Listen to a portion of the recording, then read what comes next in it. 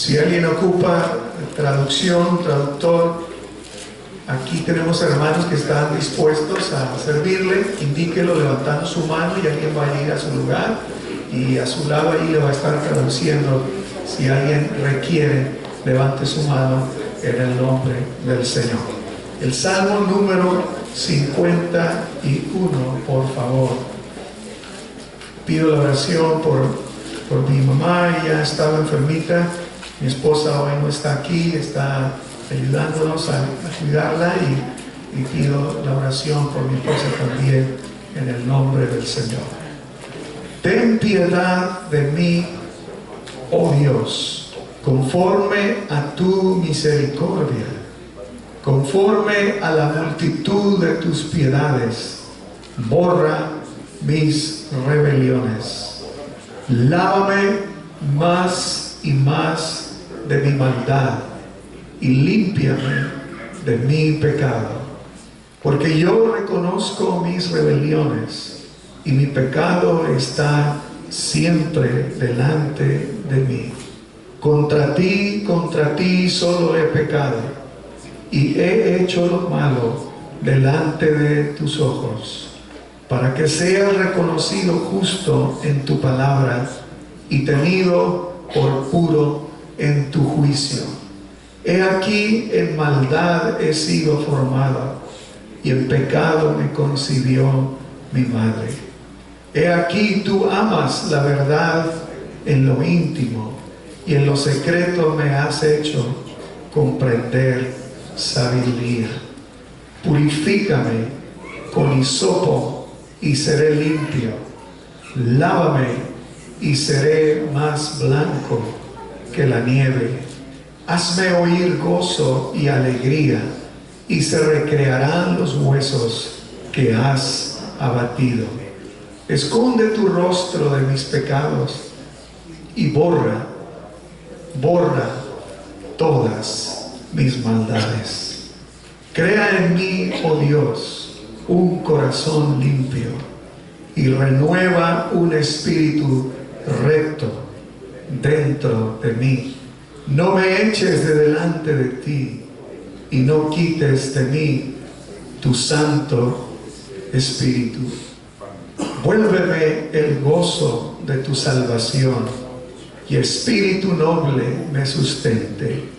Entonces enseñaré a los transgresores tus caminos y los pecadores se convertirán a ti.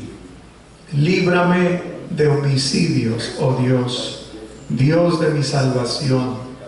Cantará mi lengua tu justicia. Señor, abre mis labios y publicará mi boca tu alabanza. Porque no quieres sacrificio, que yo lo daría. No quieres holocausto. Los sacrificios de Dios son el espíritu quebrantado. Al corazón contrito y humillado no despreciarás tú, oh Dios. Haz bien con tu benevolencia a Sión. Edifica los muros de Jerusalén. Entonces te agradarán los sacrificios de justicia, el holocausto u ofrenda del todo quemada. Entonces ofrecerán becerros sobre tu altar. Amén. Vamos a orar y voy a pedir a todos mis hermanos ministros que oremos por todos los compromisos de oración. Vamos a orar aquí al frente, hermanos asistentes, hermanos ministros, en el nombre del Señor. Vamos a pedir al Señor que en este mes de febrero, todas estas oraciones, estos pactos de oración, que nos unamos en un solo sentir, en buscar al Señor, y que esto se traduzca en bendición para toda la iglesia. Señor Jesús, en esta hora, en el nombre de Jesús, estamos asumiendo un compromiso de oración cada uno de los que nos hemos comprometido en este mes de febrero. Mueve a tu iglesia, trae esa convicción, Señor, a cada corazón. Señor, la necesidad que tenemos diariamente de buscar tu rostro, Señor, entrar a esa cámara secreta, estar contigo. En estos 15 días, primeros del mes de febrero, que la iglesia vamos a estar, Señor, en ayuno, en oración, humillando nuestro corazón. Te pedimos, Señor, que tú nos dirijas, nos hables, que lo hagamos con seriedad, que lo hagamos con entrega, con sinceridad, Señor, porque esto es algo que nuestra alma, nuestro corazón lo necesita. En el nombre de Jesús, háblanos esta tarde, Señor, en nuestro deseo, en el nombre de Jesús. Amén. Gracias a Dios. Gracias, hermanos, ministro, Dios les pague. Pueden sentarse. Al estar meditando en el tema de este mes de febrero, especialmente estos primeros 15 días, de invitar a la iglesia a buscar a Dios, reflexionar, recapacitar, humillarnos, confesar, pedir perdón, el experimentar dolor si hemos ofendido a Dios. De alguna manera Dios nos hace entender cuando le preguntamos sobre su palabra, y vino en mente la experiencia que el Salmo 51 narra del rey David.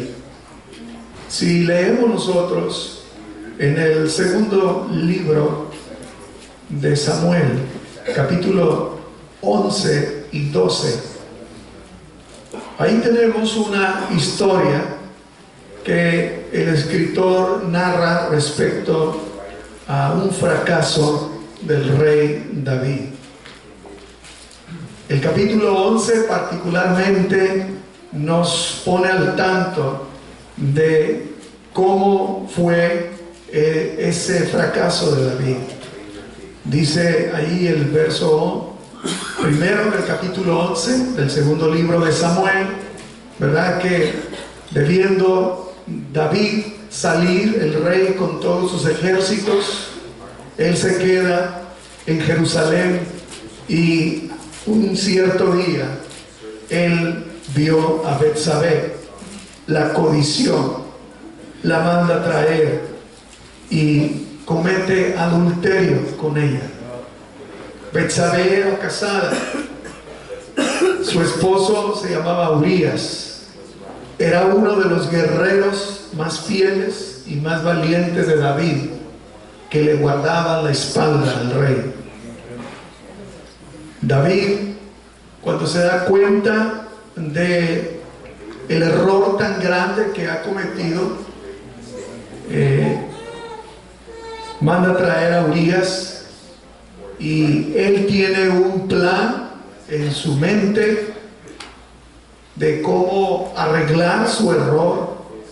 Y el plan A, y tenía plan B, como se dice hoy, no es muy común eso, plan A y plan B. David tenía plan A y tenía plan B. Plan A, manda a traer a Urías, y de alguna manera quiere que él tenga intimidad con su esposa.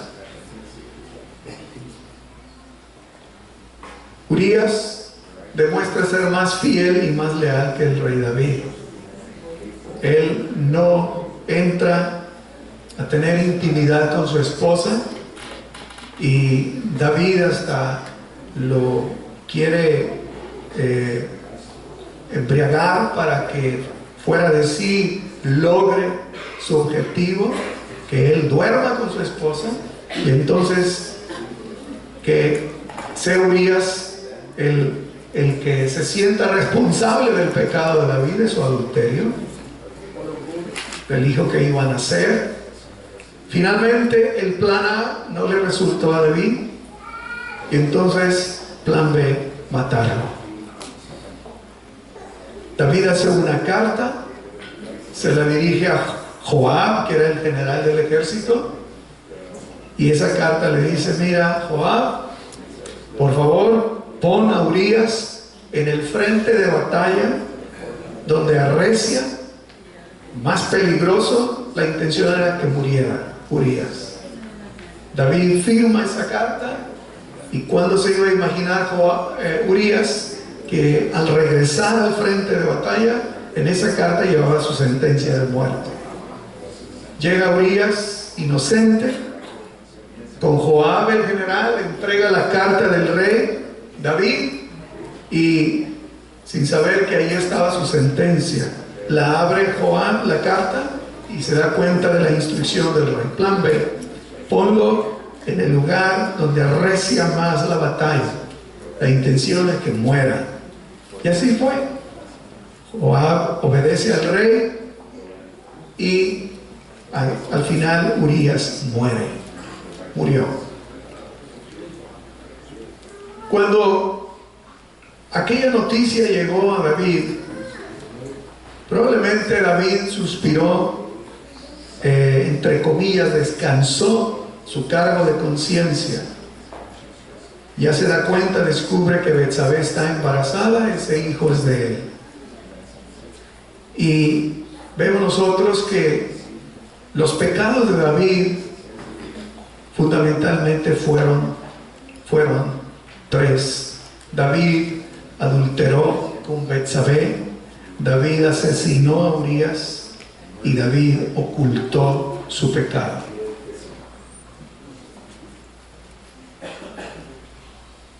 Pero aquí, después de ver a grandes rasgos la historia de los pecados de David, siendo rey, no siente necesidad de confesar, puesto que los reyes en aquel tiempo eran absolutos, podían hacer cualquier cosa con cualquier ser humano, podían hacerlo. Pero David era un hijo de Dios. Y entonces Dios, pasado un año aproximadamente después de que David había pecado, un día llega al palacio del rey, a la casa real, llega un profeta de Dios. Un profeta de Dios.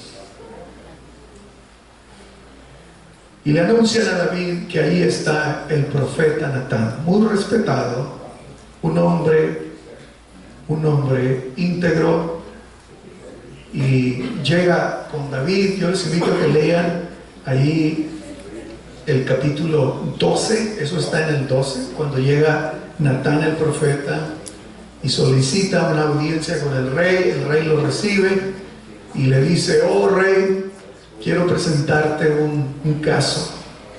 A ver, dice David, fíjate que había un hombre rico que tenía muchos animales, muchas ovejas, vacas, un hombre muy rico.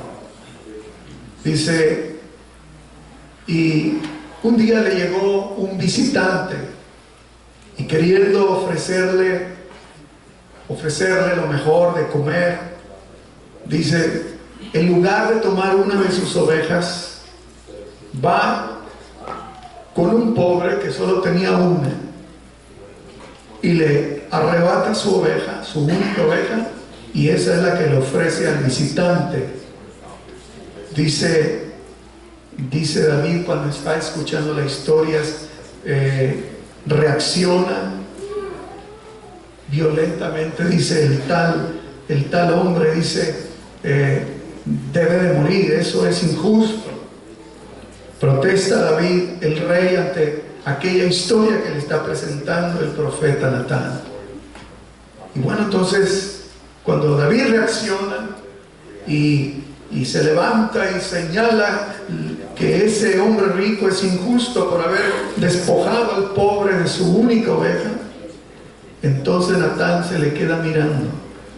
El profeta de Dios lo mira fijamente, y yo no sé si levantó el índice y la punta y le dice: ese hombre eres tú, le dijo.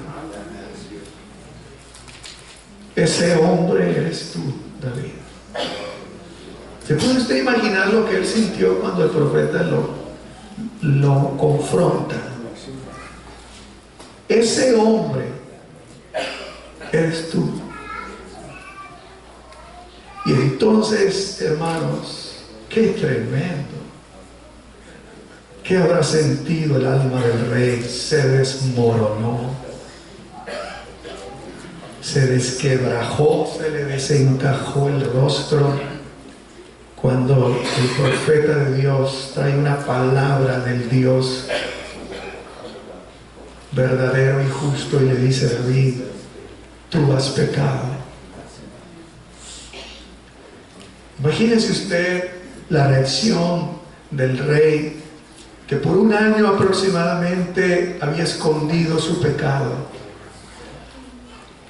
Y cuando aparece el profeta, le está levantando la alfombra, abriendo la puerta del closet donde tiene oculto todos sus pecados, toda la basura.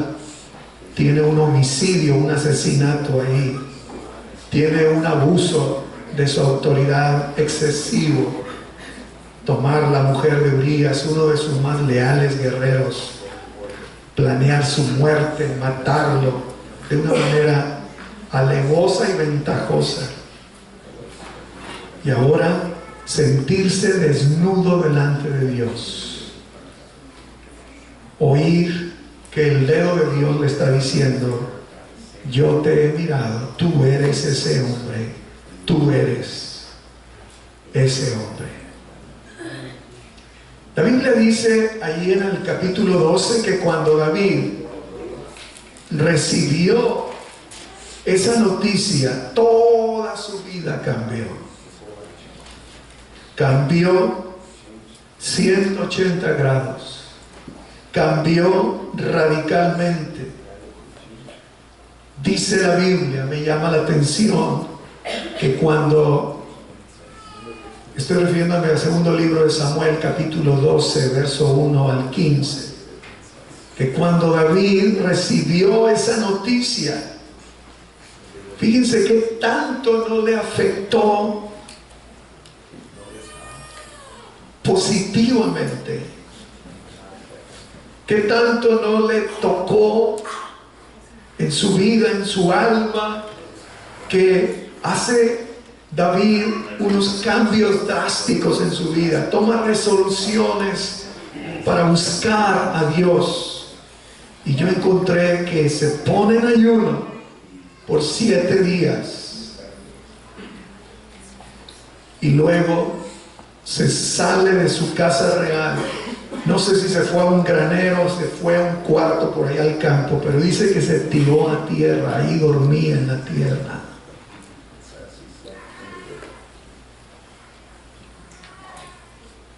David deja sus banquetes deliciosos, su cámara real, se aleja de sus amigos incluso, sale de su casa de rey y se fue a un lugar a dormir por 7 noches en la tierra, sin comida, solo agua,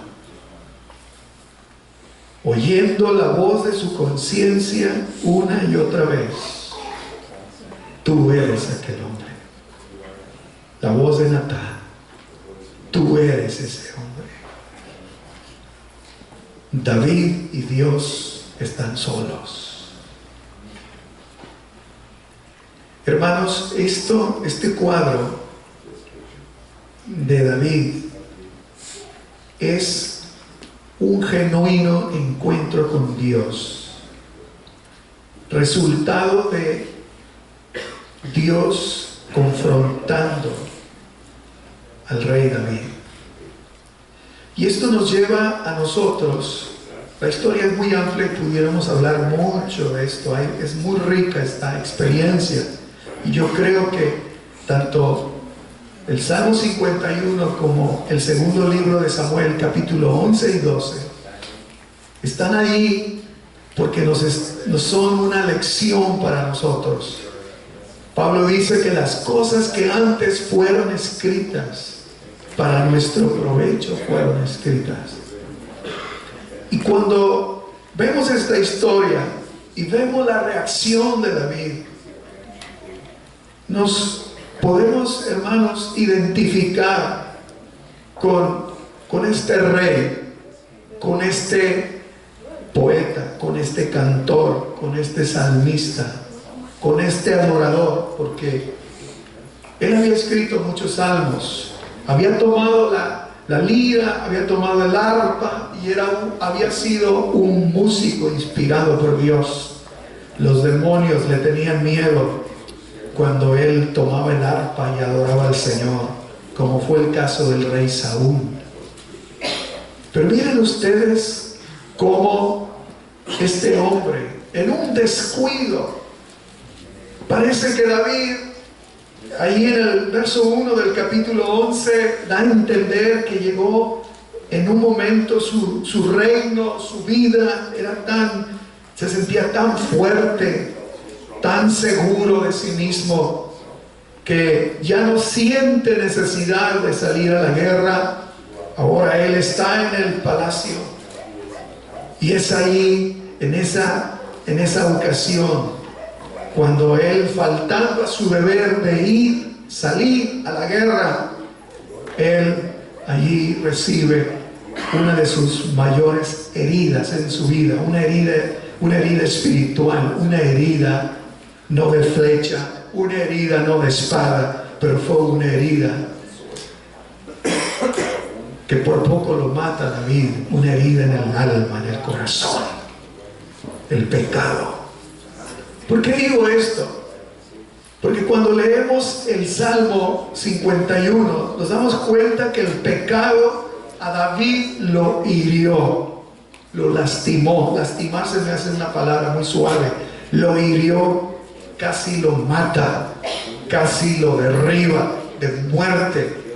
Leer el Salmo 51 es descubrir cómo el pecado, al igual que en David, hoy también a nosotros, el pecado es un juego mortal, un juego peligroso. David dice que él perdió mucho, perdió el gozo y la alegría de la vida, se le fueron. Versos 8 y 12 dice que aún se puso enfermo por el pecado, se enfermó. Verso 8, se sentía con un corazón sucio. Verso 10, sentía que su espíritu ya no era recto, su actitud interna estaba distorsionada, torcida, había perdido esa rectitud que él un día había tenido.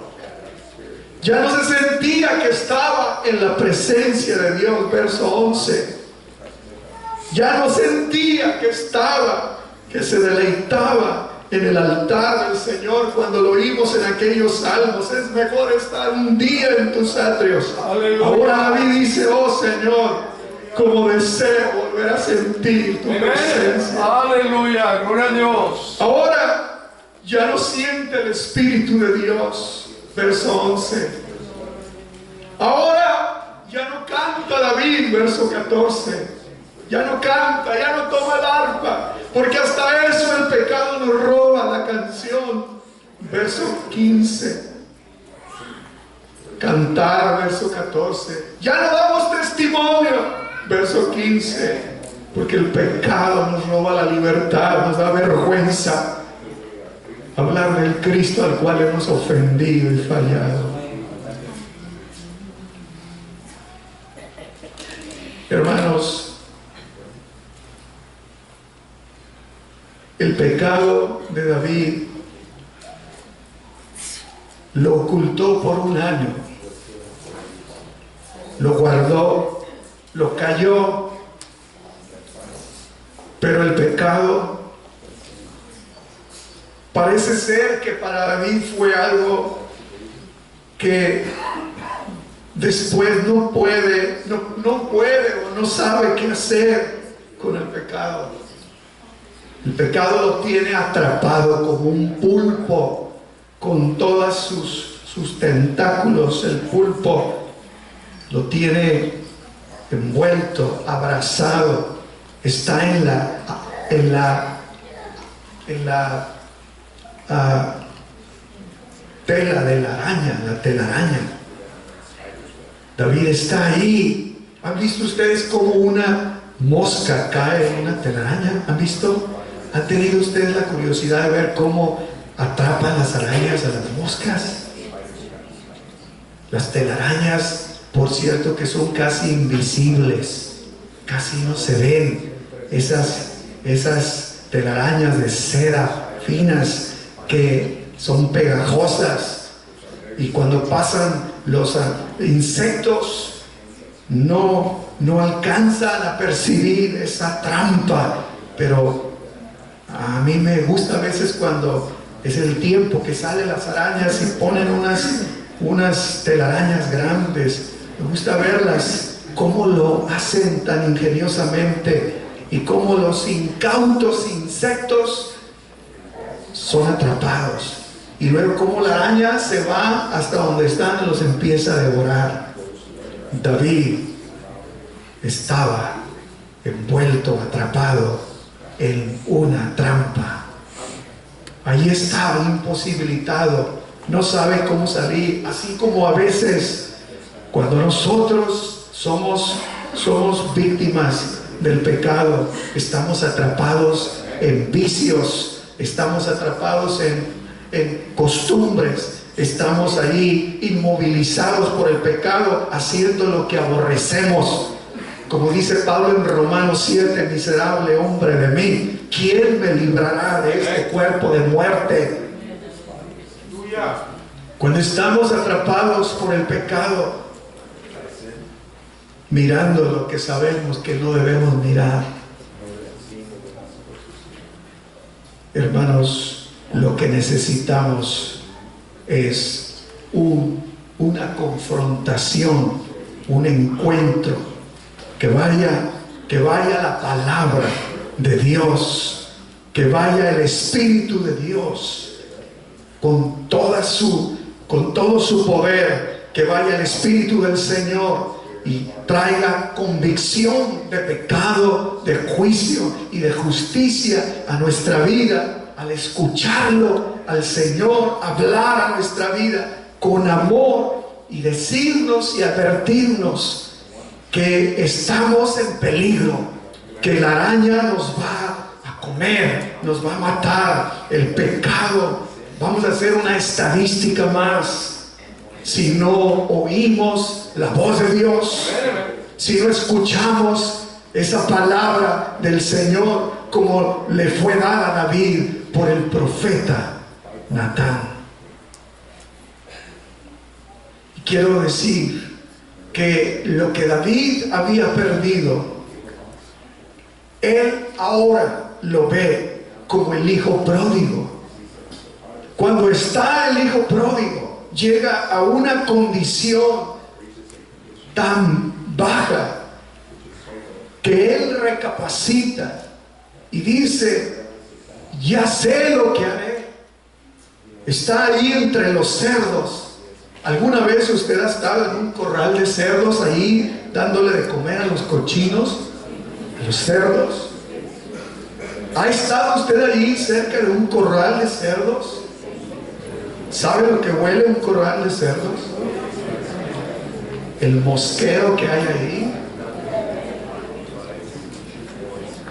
¿Ha visto usted cómo los cerdos se baten ahí en el excremento, en el lodazal, en la inmundicia? Si se lo describo también es porque he estado cerca de esos lugares, muy cerca. Y cuando el hijo pródigo está en ese cuadro, en ese lugar pestilente, inmundo, sucio, vergonzoso, él recapacita y dice: ya sé lo que haré. Volveré a la casa de mi padre y le diré: Padre, he pecado contra el cielo y contra ti. He pecado. ya no soy digno de ser llamado tu hijo. Cuando David recibe la voz de Dios, Dios lo confronta, él responde con humillación y dice David: Señor, he pecado contra ti solamente he pecado y he hecho lo malo delante de tus ojos. Hermanos amados, estos cuadros que nos presenta el pasaje que estamos considerando en el segundo libro de Samuel nos pueden ayudar para que en este periodo de 15 días que su servidor como pastor los estoy invitando para que nos unamos, precisamente es buscar, propiciar que Dios nos hable, decirle: Señor, yo quiero oír tu voz, quiero que me hables. Señor, yo quiero dejar la cámara real, quiero dejar mi comodidad como el rey David y quiero irme a estar solo contigo. Necesito escucharte. Quiero dejar los manjares, los banquetes, los buffets. Quiero dejarlo, retirarme. Quiero ayunar. Quiero yo escuchar tu voz hablarme.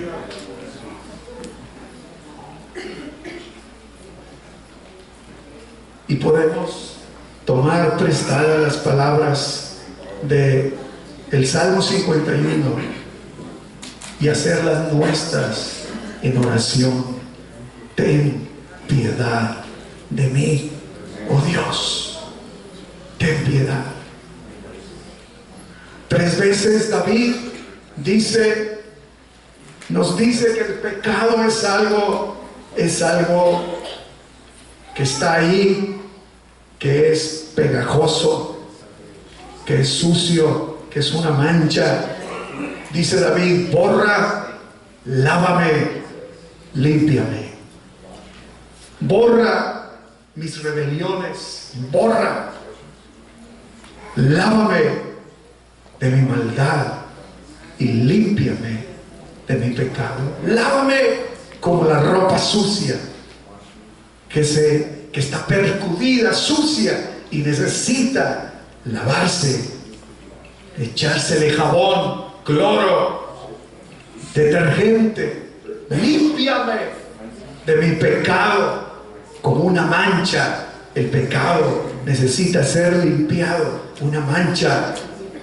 Borra mis rebeliones como algo que está ahí presente, algo que no se va y que necesita ser borrado, eliminado, erradicado. Tres verbos que nos describen el pecado, según David, como algo que está ahí y que necesitamos pedir al Señor que lo borre, que lo lave y que lo limpie. Lávame. Hermanos amados, finalmente, ¿qué es lo que David anhela en todo esto? Al final, en el Salmo 51, lo que David anhela es recuperar lo que ha perdido, recuperar lo que él mismo ha perdido.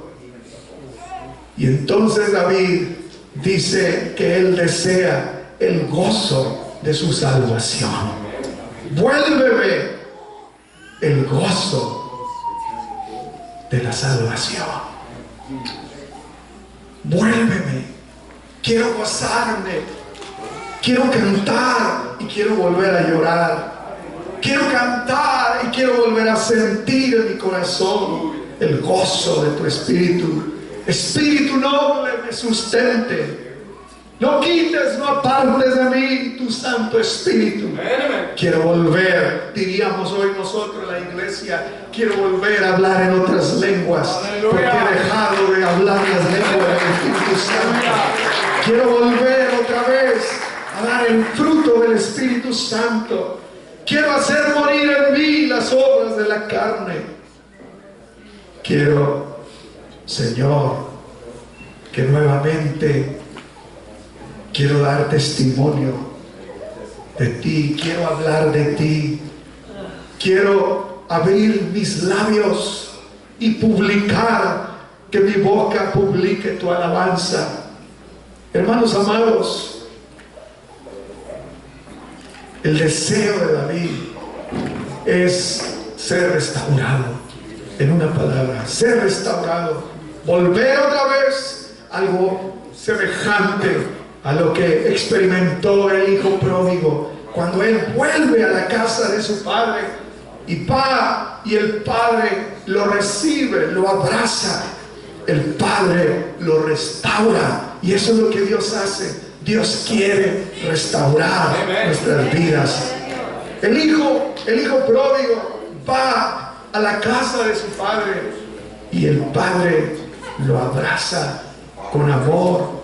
Y entonces manda el padre que se le dé un vestido nuevo, un vestido de dignidad, se le pongan sandalias, porque es su hijo y no un esclavo para que ande descalzo, y que se le ponga un anillo en su dedo, señal de que él recibe esa autoridad, es restituido.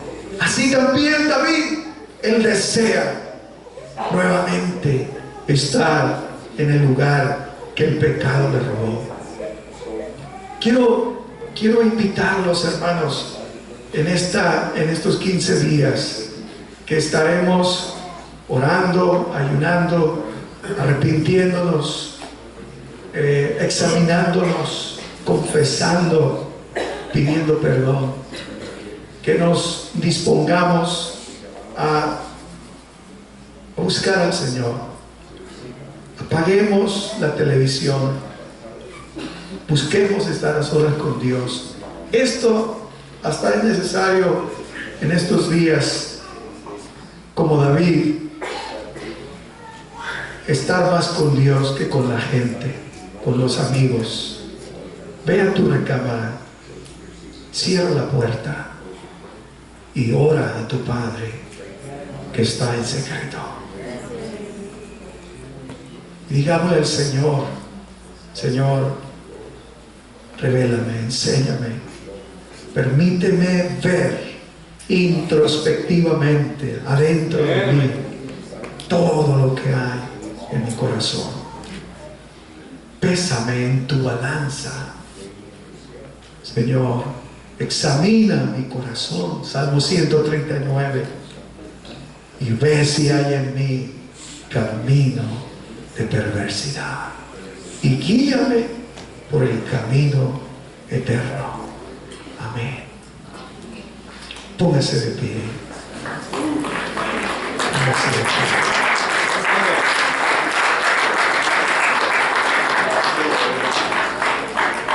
Quiero decir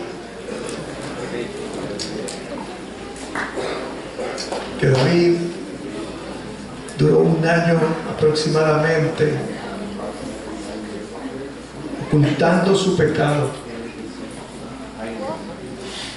y una semana después de que Natán fue a verlo, su hijo murió. 7 días después murió su hijo, el hijo de Betsabé. Dios habló a David de una manera que le dolió, y la historia nos dice que después David, con su misma familia, con su mismo reino, sufrió mucho. Hermanos amados, porque podemos escoger lo que querramos hacer con nuestra vida, pero lo que no podemos escoger son las consecuencias. Eso no lo podemos escoger. Usted puede escoger, como David escogió, hacer lo que él quiso y lo hizo. Pero lo que no pudo evitar son las consecuencias de lo que él había hecho. Y eso es algo que necesitamos ver en toda esta historia y aprender. Yo quiero invitarles a todos los que puedan venir aquí al altar este día. Vengamos y busquemos al Señor, presentémonos, entreguemos el ayuno. Si está usted ayunando, yo quiero invitarlo para que venga al altar. Aquí vamos.